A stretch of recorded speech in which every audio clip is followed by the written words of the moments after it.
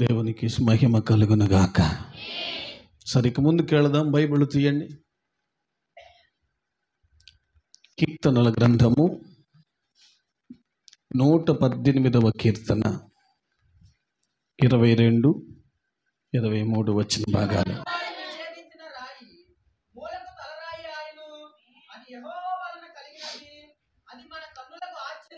స్త్రీలలో ఒకళ్ళు చదవండి.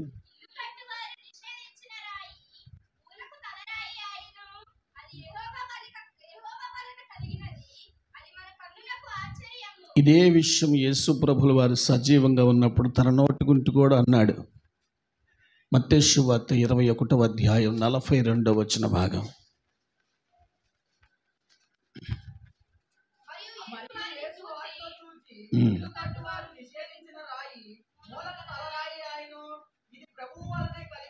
మంచి స్తోత్రం. నిషేధింపబడిన రాయి, మొదటిగా నిషేధింపబడిన రాయి మూలకు తలరాయిగా మారింది. ఈ వివరణ గురించి ఎన్నో పర్యాయాలు నేను ఆశపడ్డాను. ఎలాగని దీని గురించి చెప్పాలి అని చాలా పర్యాయాలు ప్రయత్నం చేశాను, కానీ దేవుడు ఆపాడు. ఒక క్రొత్త కోణంలో ఈ విషయాన్ని మీకు గుర్తు చేస్తున్నాను. ఈ కోణాన్ని 5 రకాలుగా వివరించి చెప్పాలి. దేవుని కృపను బట్టి మొదటి కోణాన్ని, మొదటి భావాన్ని కాకుండా 3వ భావాన్ని నేను గుర్తు చేస్తున్నాను. నిషేధింపబడిన రాయి మూలకు తలరాయిగా మారింది. ఎలా సాధ్యమైంది? వివరణ. ఒక యజమాని ఇల్లు కట్టాలి అని అనుకున్నాడు.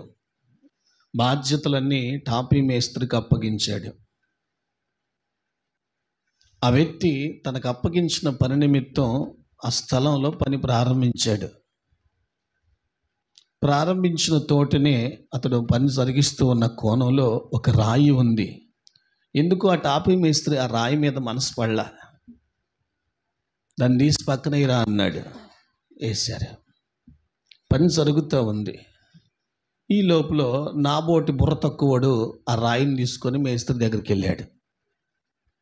వెళ్ళి ఈ రాయి తీసుకొని ఇస్తా ఉంటే అతడు అన్నాడు, ఇది పనికిరాని రాయి, ఇది పనికిరాదు, తీసుకెళ్ళి పడైపో అని అన్నాడు. ఇదేంటబ్బా, రాయి తీసుకొస్తే పెట్టాల్సిన స్థలంలో పెట్టకుండా పడైపో పనికిరాదు అంటాడేంటి అని నాకు ఆలోచన వచ్చి అక్కడ పడేసి ఆయన చెప్పిన పని నేను చేశాను. కొద్ది రోజులు గడుస్తా పని జరుగుతూ ఉంది. మరొక కోణంలో మీలాంటి జ్ఞానవంతులు ఆ రాయిని తీసుకొని పోయారు. ఎంతమందికి అర్థమైందబ్బా? మీ బోటి జ్ఞానవంతులు ఆ రాయిని తీసుకొని పోయారు. ఎవరి దగ్గరికి? టాపీ మేస్త్రి దగ్గరికే తీసుకెళ్తే ఆ టాపీ మేస్త్రి ఆ రాయిని చూసి అంటాడు, ఈ రాయిని మరలా ఎందుకు తెచ్చావు? ఛీ, ఈ రాయి పెట్టడం నాకు ఇష్టం లేదు, పక్కన పడే అని చెప్పి నిక్కర్మోషంగా, అంటే ఉన్నదున్న ముఖం మీదే దులిపేశాడు. ఛీ, ఆ రాయి పక్కన పడే, నాకు వద్దు, ఇంకోటి పట్టరా అని అన్నాడు. ఆ రాయి తీసుకొచ్చిన జ్ఞానం లేనోడు నేనైనా, జ్ఞానవంతులైన మీరైనా ఏమిటి రాయిని విలువ లేకుండా చూస్తున్నాడు? అంత విలువ లేకుండా ఏం లేదు కదా, అన్నిట్లాగనే ఉంది కదా. లోపాలు ఏమైనా ఉంటే ఆలోచించాలి, లోపాలు కూడా ఏమి లేవు కదా అని కొన్ని పర్యాయాలు ఆలోచించి ఉంటాం. అలా గడుస్తూనే ఉంది. ఇల్లు పూర్తి అయిపోతా ఉంది. ఈ లోపల ఇంటి యజమాని వచ్చాడు. వచ్చి ఇంటి పైన ఒక స్థలంలో ఆ రాయిని కట్టుబడి జరుగుతూ ఉంటే ఆ ఇంటి యజమాని పైకెక్కి చూశాడు. ఇక్కడ ఈ ప్లేస్లో మంచిగా ఉండాలి అని ఆలోచించాడు. టాపీ మేస్త్రిని పిలిచాడు. ఈ ప్లేస్లో మంచిగా కట్టాలి బాబు, చాలా బాగుండాలని చెప్పాడు.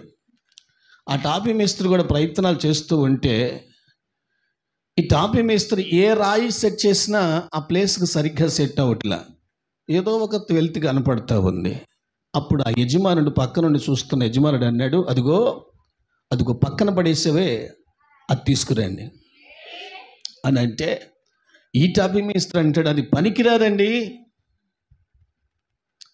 ఆ రాయి తీసుకొస్తారంటారు ఏంటండి, ఇంకేమైనా పట్టుకొద్దాం అని అంటే లేదు లేదు, అది వేరుగా ఉండటానికి వీల్లేదు, వేస్ట్గా ఉండటానికి వీల్లేదు, విలువ లేదని మీరు అంటున్నారు. లేదు, పట్టుకురండి అని అంటే పనివాడు పట్టుకొస్తే ఆ ప్లేస్కి కరెక్ట్గా సెట్ అయిపోయింది. ఆ ఇంటికి ఒక రూపును, ఆ ఇంటికి ఒక ఆకర్షణ, ఆ ఇంటికి ఒక విలువైన స్థానాన్ని దక్కించుకుందా రాయి. తాపి మేస్త్రి అంటాడు కదా, నేను అనుకోలేదండి ఈ రాయి ఇలా సెట్ అవుద్దని. ఆశ్చర్యం. నిషేధింపబడిన రాయి మూలకు తలరాయిగా మారిపోయింది. ఆలోచించండి. ఇది వాడుక భాషలో చెప్తే మీకు ఇలాగనే ఉంటుంది. వాక్యానుసారంగా గుర్తు చేస్తాను. కీర్తన గ్రంథం 113వ కీర్తన 7, 8 వచ్చిన భాగాలు.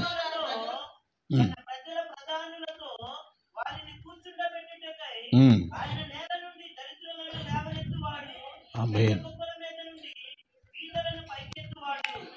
ఆయన అనుకోవాలి. ఆయన అంటే మనం ఆరాధించే ప్రభువారు అనుకోవాలి. ఈ రాయి నిషేధింపబడిన రాయి, మనుష్యుల చేత పారవేయబడ్డది, మనుష్యులు ఛీ అని తోలేసిన రాయి. ఈ రాయిని ఎలాగైనా సరే ఒక ఉన్నతమైన స్థానంలో పెట్టాలి అని దేవుడు అనుకోవాలి.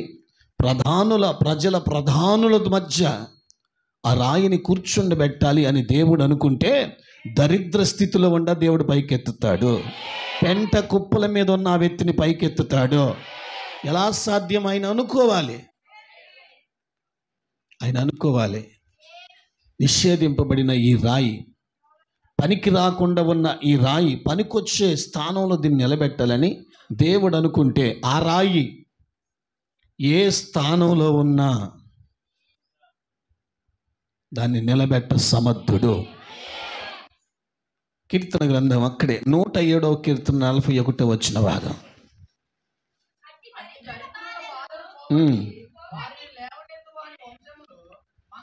మరొకసారి పోగొట్టి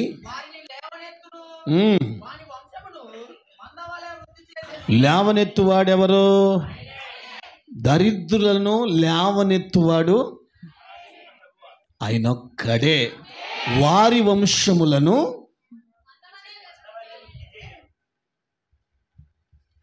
ఆలోచిద్దాం. నిషేధింపబడిన రాయి ఏ రాయి? సరే, మీలో నిషేధింపబడిన వాళ్ళు ఉన్నారా? ఉంటే చేయి, ఖాళీగా ఉంటే చేయొద్దండి. భాష అర్థమైతేనే చేయొద్దండి. నిషేధింపబడ్డాను. రైట్. దేవుడు మిమ్మల్ని జ్ఞాపకం చేసుకున్నాడు కాక. బైబిల్ గ్రంథంలో నిషేధింపబడిన వాళ్ళు చాలామంది ఉన్నారు. వాళ్ళు ఎవరిని ఈరోజు మీ ముందు పెట్టాలనుకోలేదు, కానీ ఒక వ్యక్తిని మాత్రం మీకు పరిచయం చేస్తాను. నిర్గమాకాండం 2వ అధ్యాయం 11వ వచ్చిన భాగం.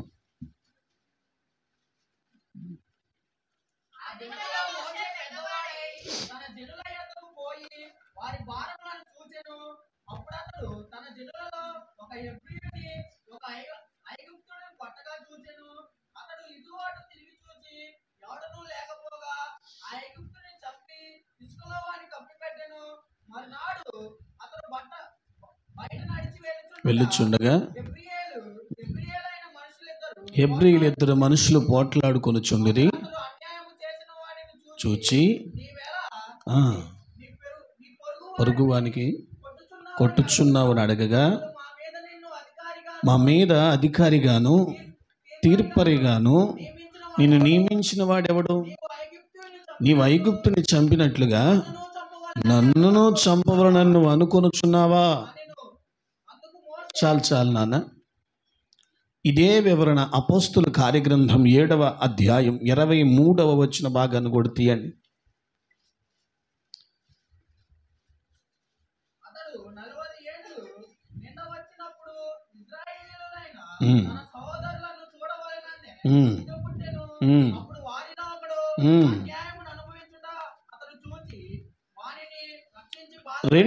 రెండు విషయాలు మీరు క్లూరంకసంగా విన్నారు. నిషేధింపబడిన రాయి ఎవరో కాదండి, మోషే. అంటారు ఆ మాట? మోషే. ఎలా మోషే నిషేధింపబడినవాడు? 3 నెలలు తల్లి పెంచింది, పెంచటం కుదరక జమ్ము పెట్టెలో దాచిపెట్టి కీలు పూసి నైల్ నదిలో వదిలేసి అక్కన కాపలాగా పెట్టింది. ఫరో కుమార్తె స్నానానికి రాగా నైల్ నదిలో కొట్టుకుపోతున్న బాక్స్ను చూసింది, ఓపెన్ చేసింది, సుందరుడైన మోషేని చూసింది. ఎందుకో అతన్ని పెంచుకోవాలని ఆశ ఆమెకు కలిగింది. పెంచడానికి కూడా మోషే తల్లినే కేటాయించినట్లుగా బైబిల్లో ఉంది. 40 సంవత్సరాలు మోషే ఫరో యొక్క కుమార్తె యొక్క కుమారునిగా పెరిగాడు. ఎన్ని సంవత్సరాలమ్మా? 40 సంవత్సరాలు. ఈజిప్టులో విద్య ప్రతి విషయంలో ప్రావీణ్యత పొందినవాడు మోషే. దేంట్లోనూ తక్కువ కాదు. రాజు స్థానాన్ని భర్తీ చేయగలిగినంత సామర్థ్యం మోషేకు వచ్చింది. అంతటి వాడైన మోషే తల్లి చెప్పేది, నాన్న మనం ఈజిప్టీలం కాదు, మన పూర్వీకులు యోసేపు సంతతి వారు, మన పూర్వీకులు అందరూ ఈజిప్టుకి వచ్చాం, బానిసలం అయిపోయాం, మనం హెబ్రీలో ఉన్నానా, బానిసత్వంలో ఉన్న మనోళ్ళందరూ హెబ్రీలేనా అని చెప్పి తల్లి తన కొడుక్కి చెప్పుకుంటా వచ్చింది. అతడి వయసు వచ్చింది, 40 సంవత్సరాల వయసు వచ్చిన తర్వాత తనకంటూ ఒక ఆశ కలిగింది. ఏమనంటే, నా వారి దగ్గరికి వెళ్ళాలి, అయినోళ్ళ దగ్గరికి వెళ్ళాలి. ఎవరి దగ్గరికి? అక్కడే రాయబడి ఉంటుంది, నిర్గమకాండం 4వ అధ్యాయం 18 అనుకుంటాను, నా బంధువుల దగ్గరికి వెళ్ళాలి అంటాడు ఒక పర్యాయం మామగారితో. ఏమండి, అయిన వాళ్ళ దగ్గరికి వెళ్ళాలి అనే ఆశ అతనికి కలిగింది. అయిన వాళ్ళ దగ్గరికి వెళ్ళే కోణంలో ఒకసారి ఈజిప్టుని కొట్టి చంపి ఇసుకలో పాతిపెట్టాడు. హెబ్రీయుడు దానికి సాక్షి. ఒక్కోసారి హెబ్రీడే గొడవాడుకుంటూ ఉంటే మోషే, మీరు సహోదరులు కదరా, ఎందుకు కొట్టుకుంటున్నారు, అలా కొట్టుకోకూడదు, మీలో మీరే కొట్టుకుంటే ఎలాగా అని అన్నాడు. అప్పుడు హెబ్రీని ఐగుప్తుని చంపిన వాళ్ళు గొడవాడిన వాడు వీడు ఒకడు. వీడంటాడు, ఆ రోజు ఐగుప్తుని ఒకడు కొట్టి చంపావు కదా, ఇసుకలో పాతి పెట్టావు కదా, నన్నును చంపటానికి ఆలోచిస్తున్నావా అని అంటూ ఇలా సవాల్ చేసి మాట్లాడాడు. మా పైన నిన్ను అధికారిగా పెట్టిన వాడెవడు, మా పైన నిన్ను తీర్పరిగా పెట్టిన వాడెవడో అని మోషేను త్రోసివేసిరి అని వాక్యంలో ఉంటుంది. దేవునికి స్తోత్రం. బాగా గమనించండి. అక్కడే అపోస్తుల కార్యగ్రంథం 7వ అధ్యాయం 27, 28 వచ్చిన భాగాలు చూడండి.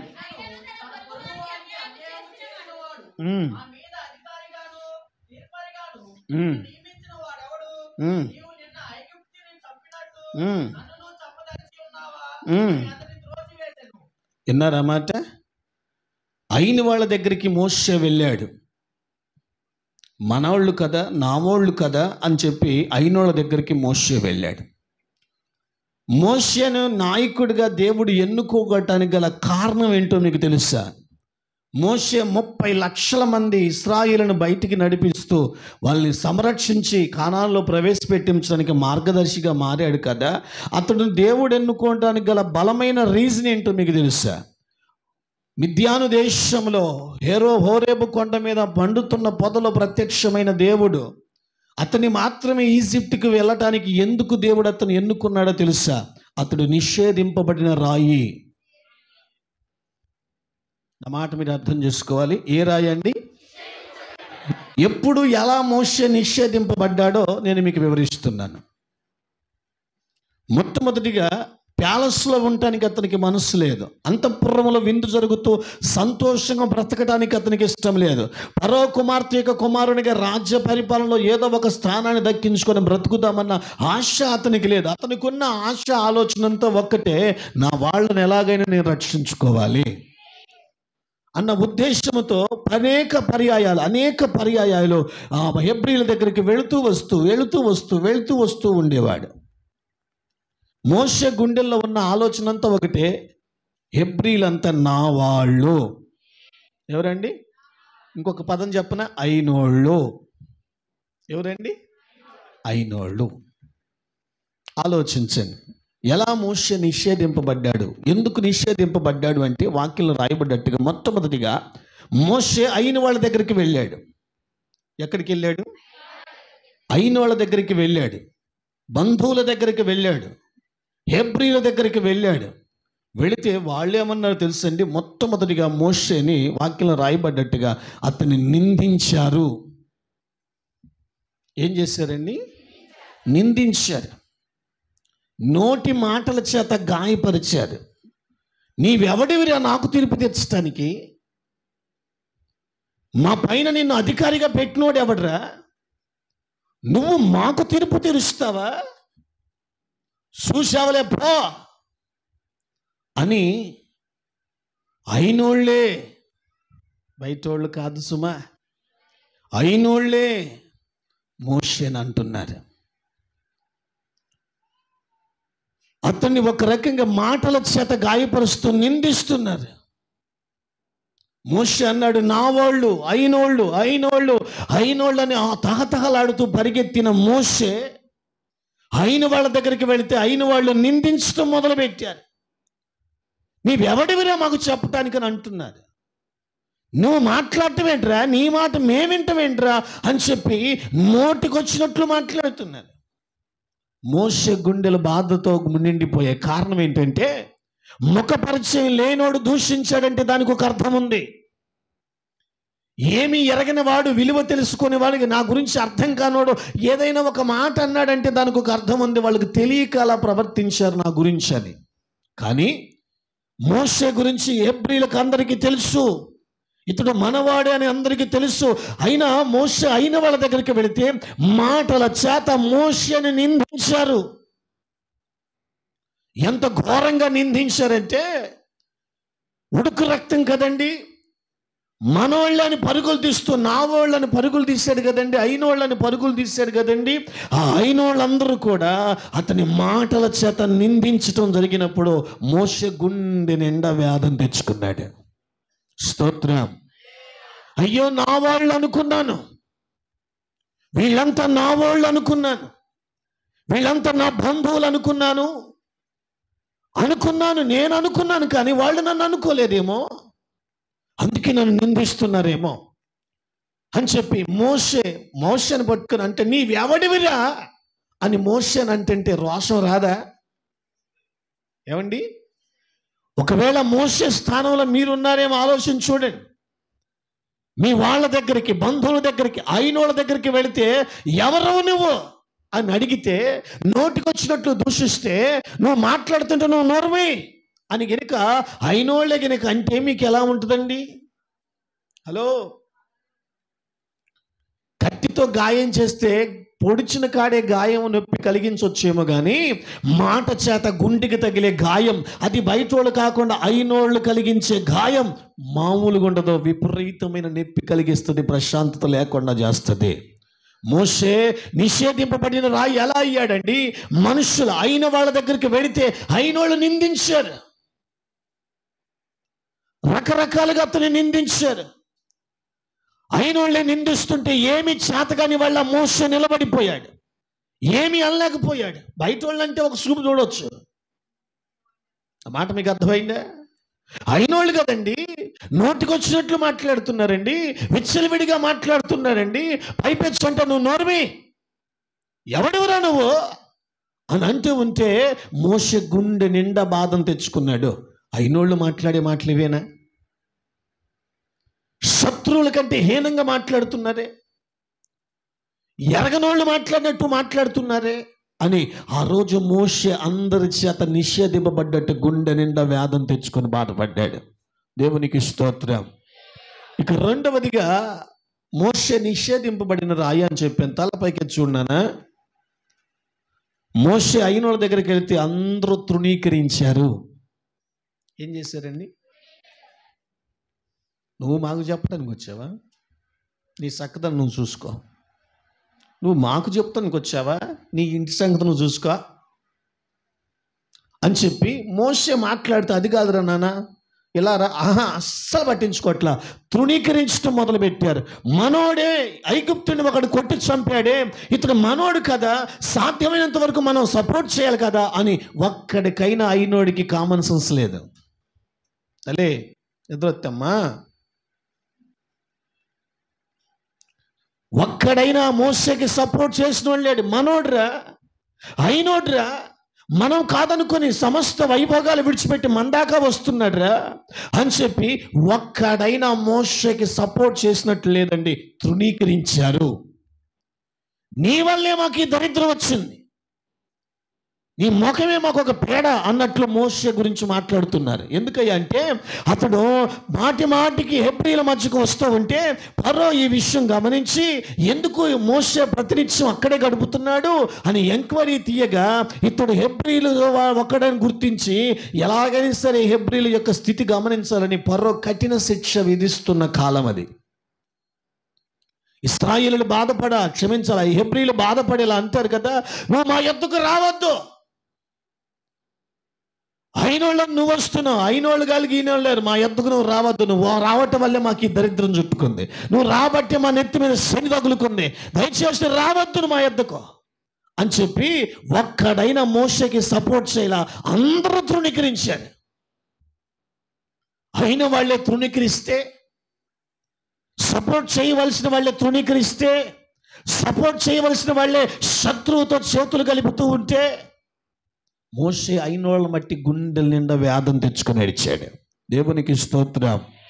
ఎలా మోషే తృణీకరింపబడ్డాడండి, ఎలా మూలక తలరాయిగా మార్చబడటానికి ముందు అతడు ఎలాగా అతడు త్రోసివేయబడ్డాడండి. ఒకసారి ఆలోచించండి. అతడు నిషేధింపబడిన రాయి. మోషేనే ఎందుకు దేవుడు ఎన్నుకున్నాడు? ఒకసారి ఆలోచించుకోండి నాన్న. తల్లి, అమ్మా, అయినోళ్ళ దగ్గరికి వెళ్తే అయినోళ్ళు ఏమన్నారయ్యా? మొదటిగా చెప్పండి నాన్న, ఎంత ఘోరంగా నిందించారో. నువ్వు మాకు వరరైపో అని అన్నారు నిర్దాక్షిణ్యంగా. రెండవది, అయినోళ్ళ దగ్గరికి వెళ్తే ఏం చేశారమ్మా అంటే ఒక్కడైనా అతను సపోర్ట్ చేశారా? రేయ్ ఎందుకు అట్టేసి మనోడురా, ఒక్కడంటే ఒక్కడు సపోర్ట్ చేసిన వాళ్ళాడు. మోషేకుంది ఆశ, నా వాళ్ళు అయినోళ్ళు అని. కానీ అయినోళ్ళకి లేదు మోషే మనోడు అని.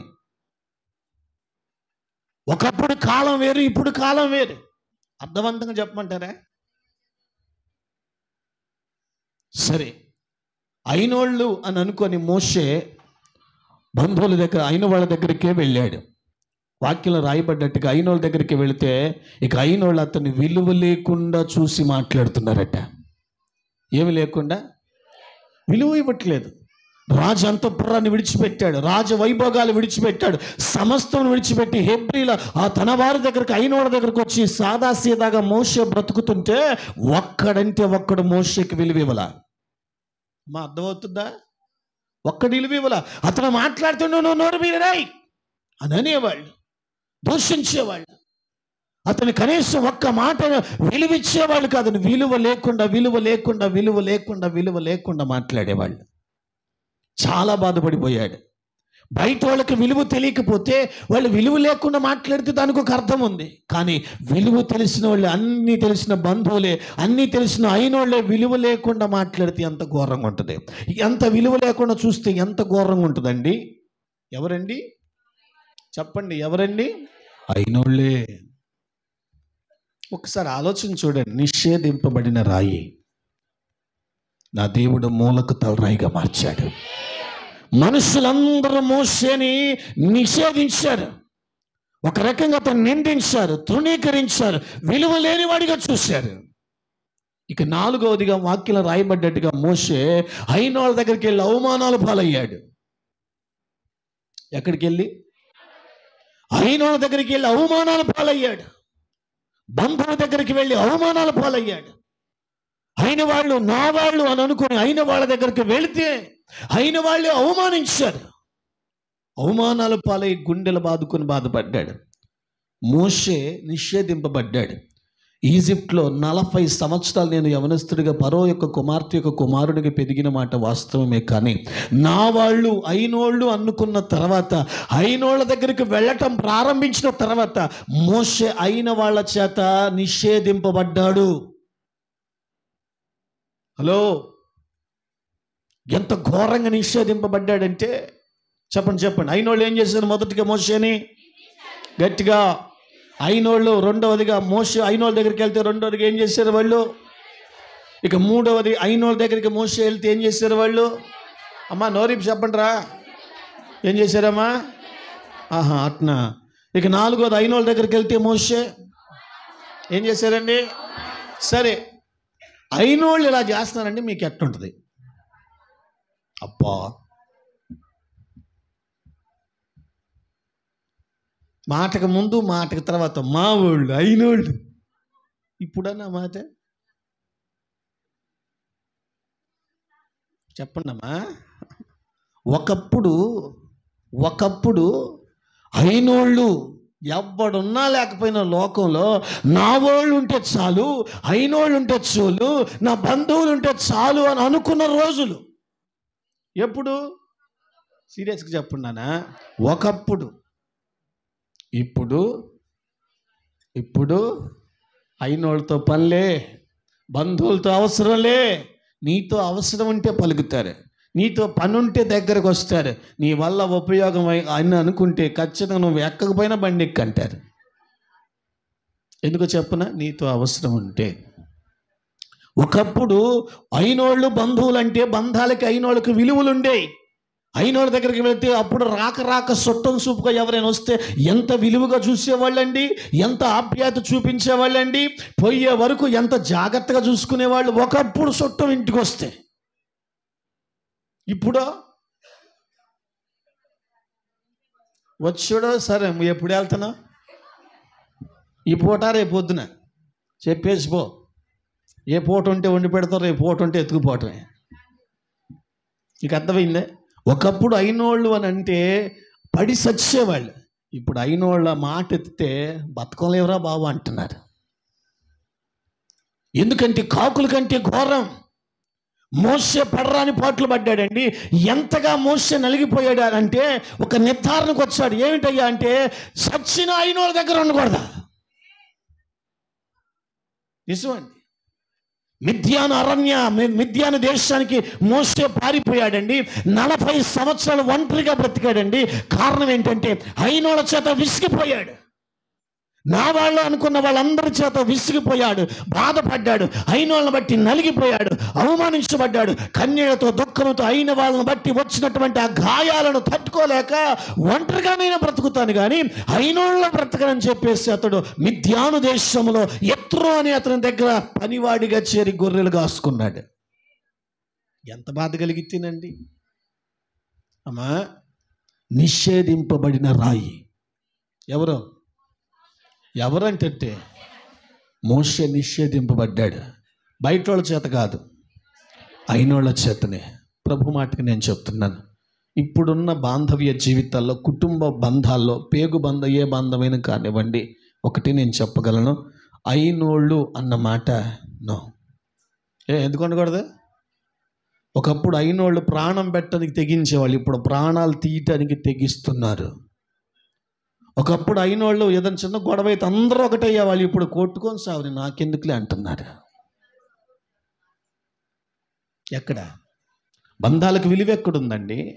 బంధుత్వాలకు విలువ ఎక్కడుందండి? మోషే అయినోళ్ళని వెళ్ళారు కానీ మోషేని ఒక్కడైనా మనకు అయినోడు అని ఒక్కడు అనుకోలే. ఒకవేళ అనుకోని ఉంటే అంత తృణీకరించేవాళ్ళు కాదు, అవమానించేవాళ్ళు కాదు, నిందించేవాళ్ళు కాదు. మోషే మిద్యాను అరణ్యానికి పరిగెత్తుకొని 40 సంవత్సరాలు ఒంటరిగా బ్రతకాల్సిన పరిస్థితి వచ్చేది కాదు. కారణం ఏంటంటే వాళ్ళు కూడా అయినోడు అని అనుకొని ఉంటే. నా ప్రియమైన వాళ్ళని ఆలోచించండి. ఒకప్పుడు అయినోళ్ళు బంధువులంటే విలువలు ఉండేయేమో, కానీ ఇప్పుడు అయినోళ్ళు బంధువులంటే విలువలు లేని బ్రతుకుతున్నారు. అయినోళ్లే గుంటలు తవ్వేవాళ్ళు అయ్యారు, అయినోళ్లే అవమానించే వాళ్ళుగా అయ్యారు, అయినోళ్లే శత్రువుల కంటే హీనంగా తయారయ్యారు, అయినోళ్లే నోటికి వచ్చినట్లు విలువ లేకుండా మాట్లాడే కాలంలో మనం ఉంటున్నాం. మళ్ళీ చెప్తున్నాను, ఆ రోజు మోషే అయినోళ్ళ దగ్గరికి వెళ్ళి అవమానాలు పాలై ఇవి అయినోళ్ళ మధ్య ఉండేదానికంటే అరణ్యంలో ఉండటం మేరని పారిపోయినట్లుగా. ఈరోజు మళ్ళీ చెప్తున్నా, అయినోళ్ళు ఉన్నారని దయచేసి మిడిసి పడొద్దు. ఒక్కడ ఆమె లేదు, అయినోళ్ళు ఉన్నారు, మా వాళ్ళు ఉన్నారు, బంధువులు ఉన్నారు, ఒక్కడ రాడు. నీ బాధ నువ్వు పట్టువే, నీ కష్టం నువ్వు పట్టువే, నీ ఏడుపు నువ్వే ఆడవట్టువే. నువ్వు కెవ్వుమన్నా కవ్వుమన్నా నీ బాధ నీది, ఎవడు పట్టించుకోడు. అయినోళ్ళు నో ఛాన్స్. ఒక రకంగా ఒకప్పుడు అయినోళ్ళకి విలువిచ్చేవాళ్ళు, బంధువు అంటే ఆ లోకంలో వాళ్ళని దూరం పెట్టేవాళ్ళు. ఇప్పుడు ఏంటంటే అయినోళ్ళని దూరం చేసుకున్నారు, మిగతా వాళ్ళని దగ్గర చేసుకుంటున్నారు. ఇప్పుడు పెద్దలు అంటున్న మాట, జ్ఞానవంతులు పాండిత్యం సంపాదించిన వాళ్ళు అంటున్నారు కదా, అయినోడు కంటే బయటోడే మేలు. ఒకప్పుడు బయటోడు కంటే అయినోడే మేలు, ఇప్పుడు అయినోడి కంటే ఎందుకని విసిగిపోయింది, ప్రాణం చచ్చింది. అయిన వాళ్ళని బట్టి వచ్చే గాయాలు, నిందలు, విలువ లేకుండా చూసే చిన్న చూపులో భరించలేకపోయారు. ఆ రోజు మోషే కూడా అలాంటి బాధ అనుభవించాడండి. అతడు నిషేధింపబడిన రాయి అయిన వాళ్ళ మధ్య నిందలు, అవమానాలు, విలువ లేని వాడిగా అవమానించబడితే ఎవరికి చెప్పుకోవాలి అర్థం కాల. తెలిసిన వాళ్ళే, అయిన వాళ్ళే అవమానిస్తూ గాయపరుస్తుంటే ఎవరికి పంచుకోవాలి అర్థం కాల, ఎవరికి చెప్పాలి అర్థం కాక అయిన వాళ్ళు ఇంత ఘోరంగా ఉన్నారా అని చెప్పి ఎవరికి చెప్పుకోలేకుండా పారిపోయాడు, ఒంటరిగా బ్రతికాడు. కొండ గుండు గృహల్లో గొర్రెల మధ్య మేకలు మేపుకుంటూ ఎత్తులో చూపించిన పని చేసుకుంటూ ముందు బ్రతికాడు. ఎందుకంటే అతను తేల్చిన ఆలోచన ఏంటి అంటే, అమ్మో అయినోళ్ళు చురుకు తగిలిన వాళ్ళకి అర్థమైంది, మంచోళ్ళు అంత మంచి స్తోత్రం. పోనీ అయినోళ్ళకి చేయగొట్టే వాళ్ళు ఉన్నారా? కొట్టండి చూద్దాం. ఒకప్పుడు రక్త సంబంధికులు ఇద్దరు ప్రాణం పెట్టినంతగా నమ్మకంగా ఉండేవాళ్ళు. ఇప్పుడు ఎలా తయారై తెలుసా అండి? సొంతోళ్ళే ఒక్కడిని ఒకడు గొంతులతో పడగొట్టే స్థాయికి వెళ్ళిపోయారు. మరి ఒక తల్లి గర్భాన పుట్టినోళ్ళే కదరా, ఒక తల్లి పాలు పని తాగిపోయి ఉన్నోళ్ళే కదరా నాయన. మీరెందుకు ఇలా తయారయ్యారు అంటే, వాడు బాగుంటే వీడికి నచ్చదు. ఎవరండి వీళ్ళు? అయినోళ్ళే. మళ్ళీ చెప్తున్నా, ఆ రోజు మోషే నిషేధింపబడ్డాడు. అందరి చేత? అయినోళ్ళందరి చేత నిషేధింపబడ్డాడు. వాళ్ళు అంటారు, నీవెవడివిరా మాకు మా పైన అధికారిగా ఉండటానికి? నువ్వు మా పైన తీర్పరిగా ఉంటావా? అధికారిగాను తీర్పరిగాను మా మీద నిన్ను పెట్టిన వాడు ఎవడు అని వాళ్ళు సవాళ్ళు వేశారు మోషేని చూసి. అమ్మకి నిద్ర ఏమవుతుందాడా? మంచి వాళ్ళంతా మంచి స్తోత్రం. ఇంటికాడ కూర్చుంటే అస్సలు రాదు నిద్ర, ముచ్చట పెట్టుకుంటే అస్సలు రాదు నిద్ర, టీవీ ముందు ఫోన్ ముందు వేసుకుంటే అస్సలు రాదు నిద్ర, చర్చి కొత్తేసార్లు వచ్చుద్ది నిద్ర. ఏందో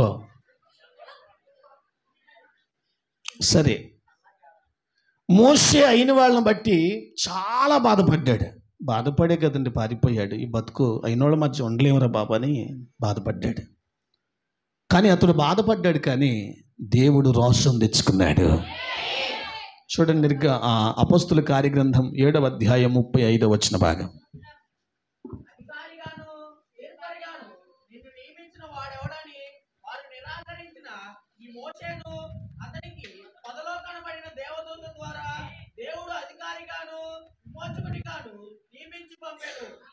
మనుషులంతా మంచి స్తోత్రం. అయినోళ్ళు ఏమన్నారు మోషేను పెట్టుకొని? నువ్వు మాకు అధికారివా? నువ్వు మాకు తీర్పు తీరుస్తావా? నీవెవడివిరా? ఎవడు నిన్ను మా మీద అధికారిగా తీర్పరగా పెట్టినోడు అని అన్నారు కదా. మోషే బాధపడ్డాడు, రోషం తెచ్చుకున్నాడు లేదు తెలియదు, కానీ దేవుడు అతని పక్షాన రోషం తెచ్చుకున్నాడు. ఆయనే గుర్తు చేసుకుని అంటాడు, వాళ్ళు అన్నారుగా నిన్ను అని. దేవుడే రోషం తెచ్చుకొని హోరేబు కొండ మీద మండుతున్న పొదలు అతనికి ప్రత్యక్షమయ్యాడు. మోషే రా, ఈజిప్ట్కి నేను తీసుకెళ్తానంటే, మోషే నీకు దండమైన పెడతా, మా వాళ్ళ దగ్గరికి మాత్రం వద్దు, అయిన వాళ్ళ దగ్గర నేను అస్సలు రాను. ప్రభువా వాళ్ళు నన్ను నమ్మరు, ప్రభువా వాళ్ళు నాకు విలువివ్వరు. అప్పుడే 40 సంవత్సరాల క్రితమే దావీదు అన్నట్లుగా పురుగుని తీసినట్టు తీశారు నన్ను. ఇప్పుడు అయిన వాళ్ళ దగ్గరికి వెళ్తే నాకేమైనా ఇల్లు ఉంటుందా ప్రభువా అని అంటాడు. దేవుడు అంటాడు, లేదు లేదు, నువ్వు వెళ్ళాల్సిందే, ఈజిప్ట్కి నువ్వు వెళ్ళాల్సిందే. మోషే అంటాడు, అయ్యా అయిన వాళ్ళ దగ్గర నేను పోట్లు పడున్నాను, అయినా వద్దునైనా అంటే, లేదు నువ్వు వెళ్ళాలి. అప్పుడు దేవుడు అంటాడు, నిన్ను అన్నారు కదా వాళ్ళు, ఏమని, మా పైన అధికారిగాను తీర్పరిగాను పెట్టినవాడు ఎవడో అని అన్నారుగా. నేను నిన్ను వాళ్ళకి అధికారిగాను తీర్పరిగా నేను నియమిస్తా. దేవునికి స్తోత్రం. పంట కుప్పల మీద నుంచి దరిద్రులను పేదవారిని ఆయన లేవనెత్త సమర్థుడైన ప్రధానులతో కూర్చుండ పెట్టగలిగిన సామర్థ్యం కలిగినోడు ఆయన. ఒకవేళ నీ విషయంలో అలా అనుకుంటే, నేను మళ్ళీ చెప్తున్నా, నీ విషయంలో అలా అనుకుంటే ఖచ్చితంగా నిషేధింపబడిన రాయి మూలకు తలరాయిగా మార్చబడబోతుంది. ఈరోజు అంశమే ఛీ అన్న వాళ్ళే నీ కోసం ఎదురు చూసే రోజు వస్తుంది. ఏది మీరు కూడా అనండి ఆ మాట, కొంచెం దమ్ముతో చెప్పండి, స్వరపేట్లని స్వరం ఎత్తి చెప్పండి. అనలేదా నిన్నెవరు? ఛీ అని అన్నవారే నీ కోసం ఎదురు చూసే రోజు రాబోతుంది. ఎలాగండి? నా దేవుడు నీ పట్ల ఒక ఆలోచన కలుగున్నాడు. ఆ రోజు మోషే మర్చిపోయాడు, అయిన వాళ్ళని బట్టి బాధ అనుభవించి తృణీకరించబడ్డది, కానీ దేవుడు రాష్ట్రం తెచ్చుకున్నాడు. ఏ ప్రజలైతే నిన్ను నిందించారో, ఏ అయినోళ్ళైతే నేను తోసేశారో, ఏ అయినోళ్ళైతే నీవు నాకు అక్కర్లేదన్నారో, ఏ అయినోళ్ళ మధ్య నువ్వు విలువలేని వాడిగా తృణీకరించబడి తోసివేయబడ్డావో వాళ్ళ దగ్గరికి నేను తీసుకెళ్తా. దేవుడే కావాలని మోషేని బలవంతం చేసి అక్కడ తీసుకెళ్ళాడు. బైబిల్ రాయబడి ఉంది 99వ కీర్తన 6లో, ప్రధాన యాజకుడిగా దేవుడు అతన్ని నియమించెను. ఎవరిని? మోషేని దేవుడు తీసుకెళ్ళాడు. 6 లక్షల కాల్బలం అక్కడ ఉన్నప్పుడు, స్త్రీలు పిల్లల కాకనే 6 లక్షల కాల్బలం ఉంది అక్కడ. మోషే దేవుడు అతన్ని తీసుకెళ్ళాడు. ప్రభుతో అన్నాడు, అయ్యా అయినోళ్ళతో నేను ఎన్నో బాధలు పడ్డాక నా వల్ల కాదయ్యా, వాళ్ళు ఆ చూపు చూస్తే నేను తట్టుకోలేనయ్యా, వాళ్ళు నోరు తెచ్చి మాట్లాడితే నేను తట్టుకోలేనయ్యా అంటే, లేదు, ఎక్కడ నువ్వు నిందించబడ్డావో, ఎక్కడ నువ్వు తృణీకరించబడ్డావో, ఎక్కడ నువ్వు నిషేధింపబడ్డావో అక్కడే నేను నిన్ను వాడుకోబోతున్నాను అన్నాడు. బలవంతం చేసి దేవుడు బలవంతాన్ని బట్టి మోషే ఒప్పుకొని ఈజిప్ట్కి వెళ్ళినట్టుగా వాక్యంలో ఉంది. తీసుకెళ్ళిన దేవుడు మొట్టమొదటిగా అయినోళ్ళ దగ్గరికే తీసుకుపోయాడు. ఎక్కడికి? అయినోళ్ళ దగ్గర తీసుకెళ్తే మొట్టమొదటిగా అయినోళ్ళ దగ్గర మోషేని దేవుడు ఎలా నిలబెట్టాడంటే అధికారిగా నిలబెట్టాడు. రండి అమ్మా, వినపడుతుందమ్మా? వినపట్లేదేమో, వినపడుతుందమ్మా? రండి అని మోషే వాళ్ళందరినీ పిలిచాడు. మోషే వాళ్ళకు అధికారిగా నిలబెట్టాడు. అయిన వాళ్ళందరూ అంటారు, వీడిని మనం, నువ్వు మా పైన అధికారివా, అలా పెట్టినోడు ఎవడరా అని అన్నారు కదా. 6 లక్షల కాల్బలానికి 30 లక్షల ఇశ్రాయేలులందరికీ అతడు అధికారి అయ్యాడు. అతడు చెప్పిందే శాసనం. కూర్చోమంటే కూర్చోవాలి, లేవమంటే లేవాలి, స్టాండ్ సిట్, అతడు చెప్పినట్టే నడవాలి. అయినోళ్ళే నిషేధింపబడిన రాయే, త్రోసేసిన రాయే, విలువ లేకుండా చూసిన రాయే, అవమానించిన రాయే, ఆ ఇశ్రాయేలు అయినోళ్ళ దగ్గరికి దేవుడు అతన్ని తీసుకుపోయి, వింతేమిటంటే అధికారిగా దేవుడు అతన్ని నిలబెట్టాడు. వాళ్ళందరూ అతని అధికారానికి లోబడిపోయారు. ఇక రెండవదిగా అతని దేవుడు తీర్పరిగా నిలబెట్టాడు. ఎవడెవరా నువ్వు మాకు తీర్పు తీర్చడానికి అన్నారుగా, ఎవరు? అయినోళ్ళే. 30 లక్షల కాల్బలానికి 30 లక్షల హెబ్రీలందరికీ, ఇశ్రాయేలులందరికీ అతడు తీర్పు తీర్చే నాయకుడయ్యాడు. అతడు తీర్పు తీర్చే నాయకుడైపోయాడు. ఇప్పుడు అయిన వాళ్ళందరూ అడిగిపోతున్నారు కొంచెం బిగ్గరగా. అధికారి ఎవరు? ఎవరికి? అయినోళ్ళకే. తీర్పు ఎవరు? ఎవరికి?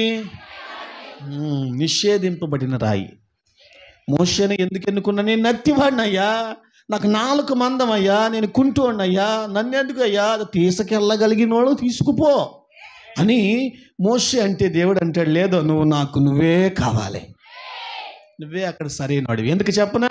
నువ్వు నిషేధింపబడినోడివి, అయిన వాళ్ళ మధ్య చులకన చేయబడినోడివి.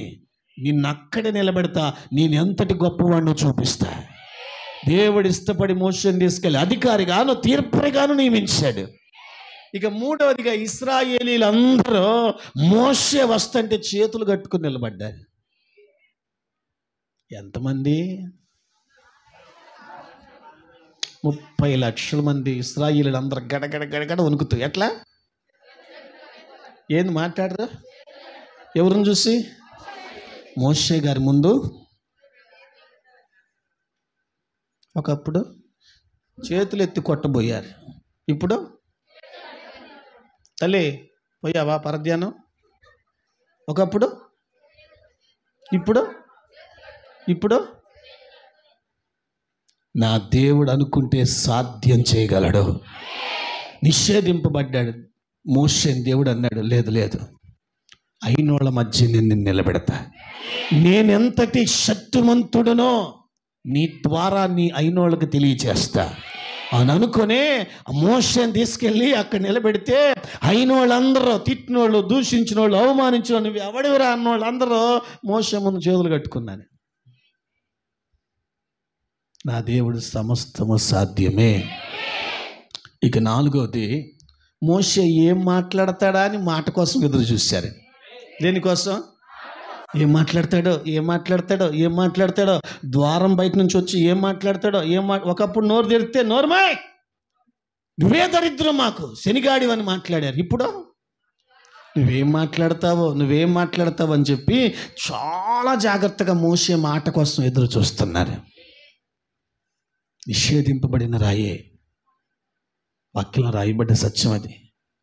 ఇక చివరిగా మోషే లేకపోతే వాళ్ళకు దిక్కు లేదు. ఆమేనంటారా? 30 లక్షల కాలు బలాన్ని నడిపించేటప్పుడు ఇశ్రాయేలీలందరూ ఎటు వెళ్ళాలో, ఎటు పోవాలో, ఏ దిక్కు నడవాలో, ఎక్కడ ఉండాలో, ఎక్కడికి వెళ్ళాలో అసలు ఏమీ తెలియదు. మోషే లేకపోతే నో ఛాన్స్. ఇశ్రాయేలీలందరికీ మోషే దిక్కయ్యాడు, నడిపించే నాయకుడు అయ్యాడు. వాళ్ళందరూ కూడా నువ్వెవడినా మాకు తీర్పు తీర్చేది ప్రాతలకి అన్నోళ్ళందరూ ఇప్పుడు మోషే అతని దిక్కు చూస్తున్నారు. నువ్వు తప్ప మాకు దిక్కు ఎవడరా, మోషే ఏదో ఒకటి చేయను ఆయన అని చెప్పి మోషే దండం పెట్టి బతిలాడుకుంటున్నారు. ఏమని? నువ్వే మాకు. ఒకప్పుడు